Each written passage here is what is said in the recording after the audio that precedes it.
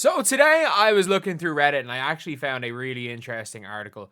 Obviously, it got from The Athletic, it got shared, and here we are. So it is WNBA GMs anonymously scout a bunch of guards.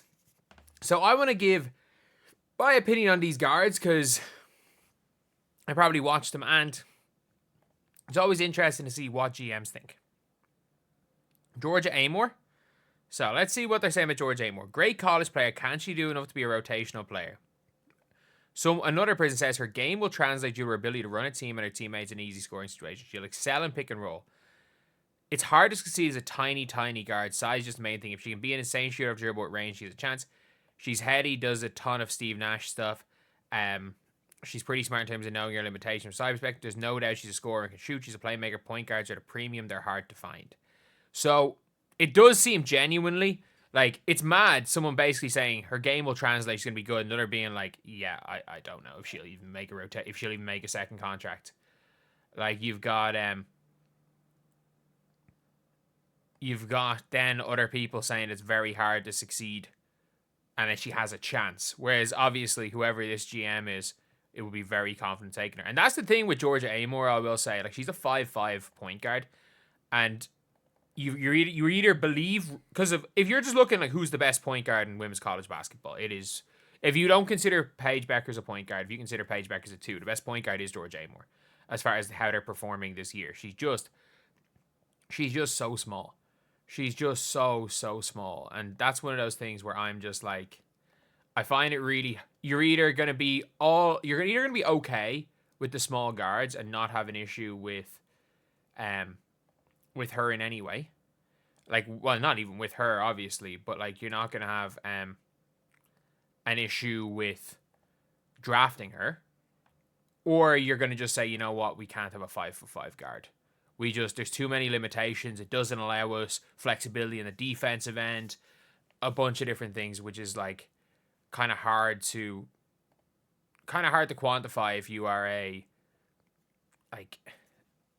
if you're a GM. If you don't see the size as an issue, she's okay. If you see the size as an issue, you can't take her. So Paige Bueckers. Again, Paige Bueckers has another year of eligibility. I'm guessing asterisks, yeah. So Paige Bueckers, again, there's a chance she comes back. Don't think she does, but there is a chance. So, Paige Bueckers, my only concerns with Paige Bueckers are physical. If she can stay healthy, I think she's an all-star level talent. She can play with her without the ball, which makes her valuable. She can score at 3 levels. She's big, tall, strong. And long enough to survive defensively. I think her offense is better than her defense, but it's hard to find things not to like about Paige. Despite the fact people always want to see him talk about potential flaws, she's the most sure thing today in this draft. Of course, she's the most sure thing in this draft. For me, like, it is literally the highest upside in this draft is Malonga, but the lowest, like Paige Bueckers, there is no question about it. Paige Bueckers is going to make at least one, barring injury, she's going to make at least one all-star team in her career. She might make it as a rookie. But you can see, obviously, the way they're talking about this player, they're saying she's an all-star level talent. It's not like the way I would have assumed they were talking about Caitlin Clark, like, is she a generational talent? And I think that is the best way to evaluate Paige Bueckers, is like, if there was, let's just say hypothetically, if there was a draft that was going to last an infinite amount of time, like, this is a draft of the last, just a hypothetical draft. This is a draft that'll last, 10 years. Does Paige go over Caitlin? No. But does Paige go over Ryan Howard? Now, that's the type of question where it's like, I think maybe that is a fair level to put Paige on. I think it's just unfair to put Paige compared to Caitlin. But I do think compared to like a Ryan Howard, then yeah, maybe there's an argument there. The adjustment to the speed and physicality will determine her immediate impact. Great leader. She's incredibly poised. She's prepared, pro-ready, so impressive. I actually think she's going to impact the game pretty much immediately because I don't see her trying to take over earlier in her career. I can see her very much deferring to Arike early on. Like, if you were to ask me what's the most likely scenario, I think she's going to... I think her turnovers, she's not going to get blitzed like Caitlin did, but I think she's going to just fit into a system a bit better. It's not like you're going to have to just build around a system of a rookie guard, which is tough to do. I think she's going to just go fit in, and I could see her kind of easing into it. I can see her making a lot less mistakes than Caitlin, maybe having a few bigger games early, but I just don't see her hitting that height, especially early on in her career. But yeah, there's no question about it. Paige is number one. Paige is number one. Sonia Citron, what people are saying about Sonia Citron. Total package player. She's got 3 layers to her scoring. She can defend multiple positions. Her IQ is off the charts. Hard not to like her in terms of what the game needs, 3 and D. Very, very poised. Obviously shoots the ball tremendously well. Got the whole package. Game seems to have slowed down for her. Big fan. Don't know the ceiling. Don't know the star power. But in terms of being a productive player and a winning team, pretty big fan. And that's the thing where it's like, that is what you're getting with Citron. You know what you're getting with Citron. But this might be a crazy statement to make. Is Citron going to be better than Kate Martin? Now, that is a crazy thing. Just again, I'm just going to make the argument that Kate Martin, if she was in this draft this year, I'm not joking when I say this, if she was in this draft in 2025, regardless of what age she is, Kate Martin might be a top 7 or 8 pick in this year's draft. Well, to be fair, maybe not from what we knew at Iowa, what we know now. But like, is she going to be better than Kate Martin? That's the real thing. Or the real question. Because Kate Martin does everything. She just does everything on the floor. And I think Sonia Citron is that type of player too. But so we've got AZ Fudd right here. 13.2 points, 1.2 steals, shooting high percentage from 3. She shoots it well, but sample size is so small. Not sure how she impacts the game outside threat of her shooting. Don't think her shooting numbers are off the charts either. In fairness, like when it comes to AZ Fudd, she either shoots really well for spells and shoots really badly for spells. Her numbers are off the charts when you look at them as a totality, but when you look at individual games in isolation, they're either completely off the charts or not looking great. There has been at times some consistency issues with AZ Fudd, but other than that, it's not the end of the world. Health is the number one thing. She has the tools to be a great pro. It really comes down to her health, great shooting, great defender. She could be really interesting, complementary, and rotational player who can stretch, 3-and-D potential player. Because yeah, AZ Fudd's actually a better defender than people give credit to. She became a much better driver this year, and it's going to be really interesting to see how she does next year at UConn before going into next year's draft. Isaiah James, I don't know if Isaiah James has really much WNBA potential, to be honest. Really dynamic guard, great finisher. I think she's going to be a really good guard in the league for a long time. Oh, wow. Could see her turn out to have an 8-year career. I could see her fizzling out, and it just not working. Could see her as a microwave scorer, and those are necessary. Her ability to adapt to defensive game plans against her when she gets to the next level, decide if she makes her or not. A good combo guard, but will need to be more physical and stronger to be able to compete night in, night out. So you can see, obviously, one GM is like very, very high on Isaiah James. One is like she could either be great or terrible. And then 2 are like, well, she's got to get better at these things to see if she'll make it. And that's the thing. It's going to be harder and harder to make it as guards, especially with how many good guards are coming in over the next couple of years. But Olivia Miles. Is this the last player? No, they got Pow Pow. But Olivia Miles, the second safest pick after Paige. I don't agree. I think Sonia Citron is the second safest pick. I think Sonia Citron. I think Olivia Miles is not like she's this risky pick or anything. But the second safest pick is 100%. 100% Sonia Citron. You know what you're getting from Sonia Citron.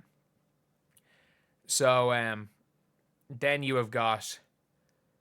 she's an exceptional passer, court vision, and small space, as well as full court is really special. Big fan, especially if the shooting can continue to be where it's at. Love the wiggle she has in her game.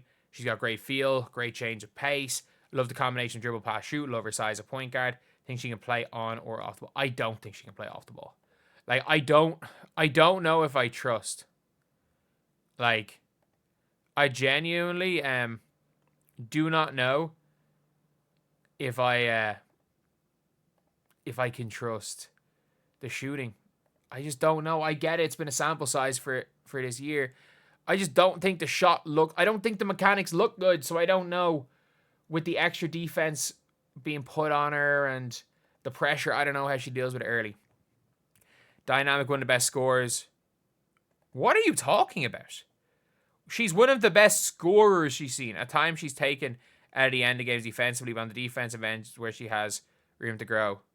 I assume she means passers. She's not a bad scorer. But like, I assume this is meant to be passers. I assume this is misspeaking. So Tahina Pow Pow, I don't know how I feel about Tahina Pow Pow.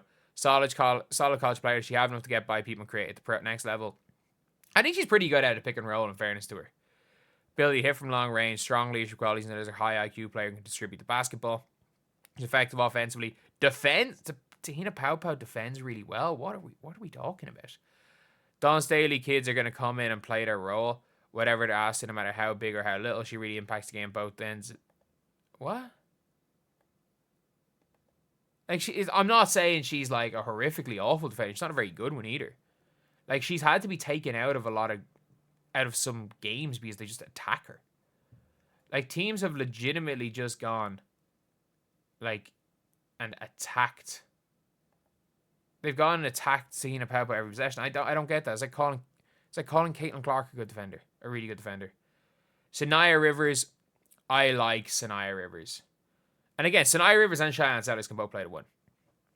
Good news for her, she can be a point guard, and if you can't shoot, you better be playing point guard because you have the ball in your hands, you can survive a little more. A lot to like, a lot to question, amazing tools to work with. Most athletic guard wing in the draft, is there a place for a non-3-point shooter guard wing in the WNBA, Jordan Horston. The athleticism is mesmerizing at times, it is a little bit out of control, so it's just harnessing that and continuing to get better, picking her shots, picking when she's going to drive and when she's going to shoot the three. Great length in the wing position, possibly being an elite defender. No, she's going to be an elite defender. It's whether or not she can actually hit a shot. Like, that's the thing. Can she hit a shot? Cheyenne Sellers, love her size, love her athleticism. She's got all the tools. She just sort of at times comes in and out. Any kid is playing for Breanna Freeze for 4 years. You know, had discipline on both ends of the floor. She's a scorer. She can play the 2 and the 3 and stretch 4 and the 1 at times. Availability is the best ability. And in fairness, her knee looks she's wearing a gigantic knee brace right now. She reliable, dependable with her scoring ability next level. Questions about her current health may ever drop in the draft. Ultimately, what is her best position at the W level? I would be of the opinion mold her into a 6'2" point guard. And I mean that. Like, I think one of the first teams, I think it'll be so dangerous in the WNBA if you have, for example, if you're the Aces. If you're the Aces and you're looking to go long term with the kind of crew they have right now, you can mold her into a 6'2" point guard to eventually come in to replace Chelsea Gray, who doesn't have that long left at the highest level. And you can start to run lineups with her, Aja, who has the ability to guard in the perimeter a bit. Find a 4 that has that ability to move their feet as well, Jackie Young, and get yourself, again, a big, strong 3. You're then looking at a team that can just go switch everything, or even lineups where you can switch everything. And I think it's one of those things that teams don't realize. Like, I would strongly consider taking her at 7 if I'm the New York Liberty. Sorry, the New York Liberty don't have 7 anymore. They traded for Tash Cloud. Damn. I was about to say, if the New York Liberty still had 7, I would strongly consider taking Cheyenne Sellers. Because I'm sorry, a lineup of Lainey Hamilton, Cheyenne Sellers, Leonie Fibich, John Quell, and Stewie. Switch all. Just switch everything. Switch everything, and it's almost impossible to find a true mismatch anywhere there. I think it'd be very interesting. So Hailey Van Lith, a tough kid with high basketball IQ. She can score from all 3 levels. A player who, in the clutch moments, you can get her the ball and she can make something happen. She had success being a high usage player. What will her role look like when she gets small windows in the W? How effective can she be in limited minutes early on in her career when she doesn't have the ball? And that is literally that's the real thing, is like, how good can she be off the ball? Like, that's what's probably going to push her from being, say, a 6th pick in the draft to a potential 3rd rounder. That's how much they believe. So much grit. So I love the fire she brings. You know what you're going to get from her every single night. Question mark continues to be on the defensive end. She's nowhere near as bad a defender as people are saying. There are so much worse. Like, I don't think she's that much worse a defender than Tina Pau Pau. Like, I'm sorry. Just because she got absolutely cooked by Caitlin Clark, and it's all people can remember.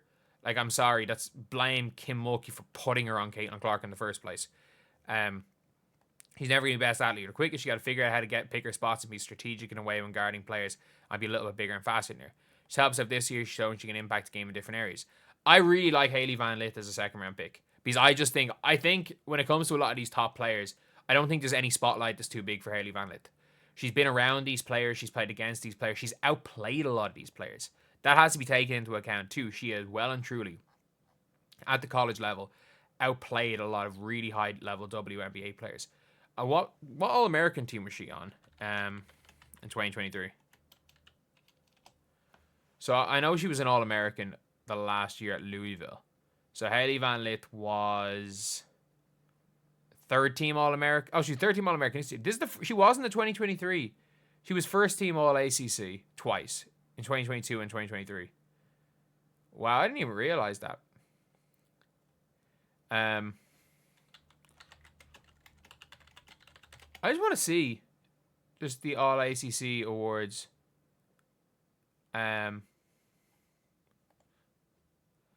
Like, I really want to see who made those teams. Like, obviously, who made it in those other years with Hailey Van Lith.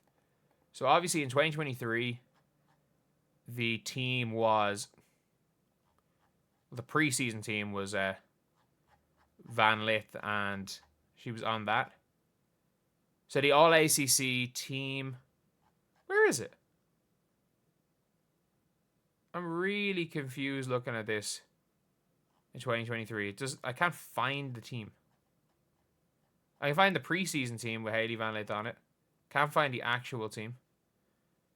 But